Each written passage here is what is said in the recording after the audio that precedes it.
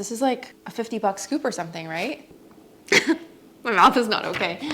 Hey, wonderful human beings. Today we're gonna do probably the most expensive matcha taste test that we've ever done here on my channel. We are trying a $300 matcha powder today. You heard that right. This is from the Japanese brand Nakamura Tokichi, and this is the Hatsu-Mukashi. This tin retails for $276, and it's actually only a 20-gram tin, so it comes out to $13.80 per gram. This is by far the most expensive matcha we've ever tried together, and I'm really excited. Where do we even begin? It comes in this box that opens up like this, and then of course the tin itself. It's kind of like a matte gray color, and this brand recently did a complete rebrand on their tins and design. So you might recognize the previous logo, which looks a little something like this, but it's a pretty well-known brand. I feel like it's become pretty popular in the US. Why is this matcha almost $300, you may ask? Well, the reason is it's an award-winning tea. So in Japan, they have tea competitions. They have them specifically for matcha as well. This matcha won first class second prize at the national tea competition in Japan. And it even comes with this cute little booklet inside. So let's see what it says. The beauty and flavor of this matcha are beyond words. Top tier matcha recognized in prestigious tea competitions, cultivated and crafted with methods that go far beyond standard practice. After harvest, the leaves are carefully aged for 1 to 2 years to unlock their full aroma and flavor potential, with their condition meticulously monitored throughout the process. Tasting this matcha is like gazing into a vast universe, apparently. This matcha comes from Uji, but specifically the Shirakawa district.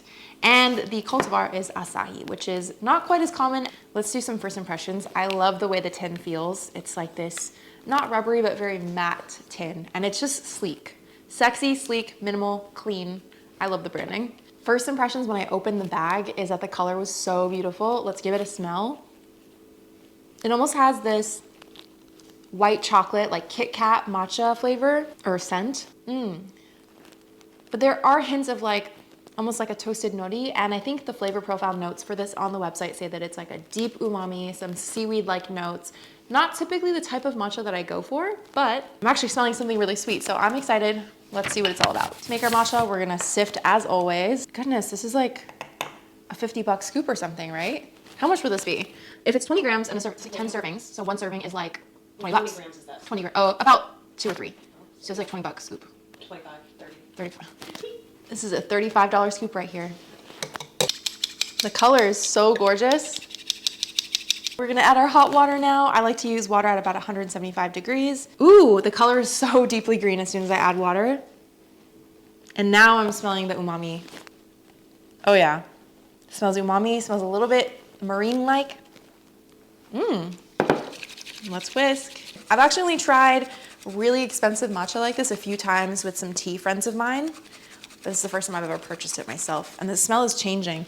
Yep, the smell is definitely giving a lot more of that deep umami versus sweet, which is so interesting how it changes. And just so we can see the color, I'm gonna pour it into a glass and we're gonna try it on its own. Oh my God, the color is so stunning. Hopefully you guys can see on camera. I'll put in a close-up, but this is a gorgeous green, almost like a jade-like quality. None of that like brownish yellow hue. It smells really savory though. I'm a little nervous to try it. Here we go. Wow. Okay, wow. This is really umami, but it's not super bitter. It's not like a lot of the conventional uji matchas that you taste. It's like this savory vegetal quality. It almost tastes like a vegetable soup, but in a good way. I don't know how to describe it. It's so smooth on the mouth. Doesn't coat your tongue in a funny way. Wow, can you try this? You need to try it. I don't know how to describe it. Now we're gonna try it over ice, turn it into a latte. This is a lot more ice than milk, so don't be too alarmed, but I'm really curious how this is gonna taste.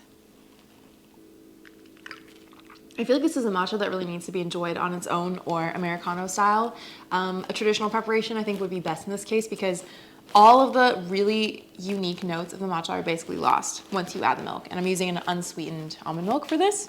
I don't know if this is a matcha that most conventional matcha drinkers would enjoy. It's definitely more of a refined palate that I think you need to have, and it actually tastes a lot like gyokuro to me. It's got this deep, savory quality that I think most people aren't used to tasting, but it is definitely special, and It's more flavorful than you would ever expect just a tea to be. So if I had this Americano style or just with some added hot water, I think it would be really, really beautiful. At the end of the day, I think this matcha is really only for those who really, really love tea. And not just matcha lattes, but truly love tea and all different types of tea and flavors.